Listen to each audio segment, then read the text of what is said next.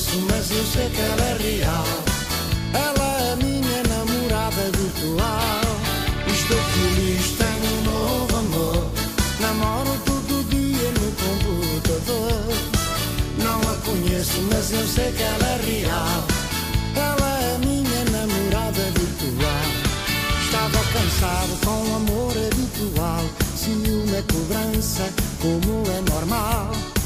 Mas fui em busca de algo diferente, algo que faça a gente levantar o astral.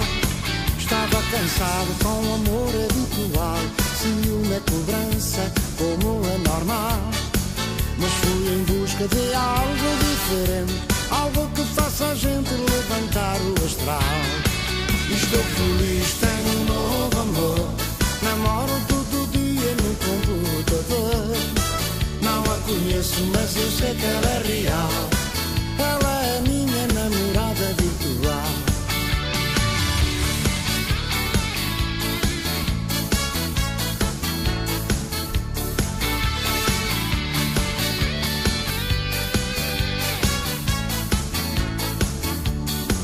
Todos os dias na frente do ecrã espero que venha o recado que for.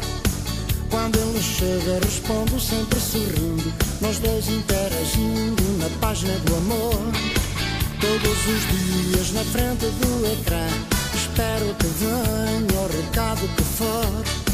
Quando ele chega responde sempre sorrindo, nós dois interagindo na página do amor. Estou feliz, tenho um novo amor. Namoro todo dia no computador. Não a conheço, mas eu sei que ela é real. Ela é a minha namorada virtual.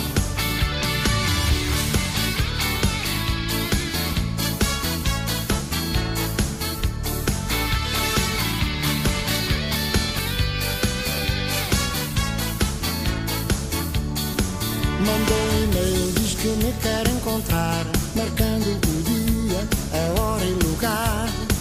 Este romance eu não sei qual é o fim. Se está tão bom assim, porque me vou arriscar. Mandou um e-mail, diz que me quer encontrar, marcando o dia, a hora e lugar. Este romance eu não sei qual é o fim. Se está tão bom assim, porque me vou arriscar. Estou feliz, tenho um novo amor. Namoro todo dia no computador. Não a conheço, mas eu sei que ela é real. Ela é a minha namorada virtual. Estou feliz, tenho um novo amor. Namoro todo dia no computador. Não a conheço, mas eu sei que ela é real.